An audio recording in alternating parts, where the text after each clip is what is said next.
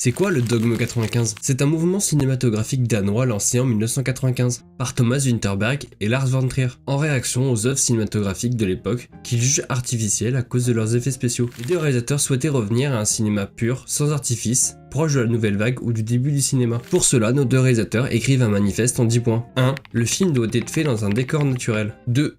Le son et la musique doivent être diégétiques, présentes directement dans la scène. 3. Le film doit être filmé caméra à l'épaule. 4. Le film doit être en couleur, sans éclairage supplémentaire autre que ceux présents dans la scène. 5. Traitement optique et utilisation de filtres est interdit. 6. Pas d'accent superficiel comme les meurtres et les fusillades. 7. Le film doit se dérouler au présent, sans retour en arrière ni dans le futur. 8. Les films de genre sont interdits. 9. Le film doit être tourné en 35 mm uniquement.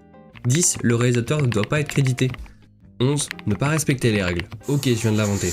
Bien que les règles soient inscrites dans le dogme, elles restent incohérentes entre elles. Les réalisateurs abandonnent certaines règles dès le premier film par souci stylistique et narratif. Les premiers films, Festen de Thomas Vinterberg et Les Idiots de Lars von Trier, sortent respectivement en 1998. Ils reflètent à la perfection certaines règles. La caméra à l'épaule et le 35 mm infusent une certaine réalité et naturalisme, tout en offrant un rythme nerveux et réaliste. Les films alors produits avec cette doctrine reçoivent un diplôme de certification du dogme 95. Rapidement, les films sortent des frontières du Danemark pour se propager à travers le monde. La facilité de production étant un grand facteur de popularité, même si ces films sont souvent très mal distribués, voire même invisibles dans le monde. On peut quand même noter quelques bons films, même si les qualités des films sont souvent mauvaises, provoquant une lassitude du public jusqu'à la fin du mouvement, 10 ans jour pour jour en 2005, quand Lars von Trier et Thomas Vinterberg décident de se désolidariser du mouvement.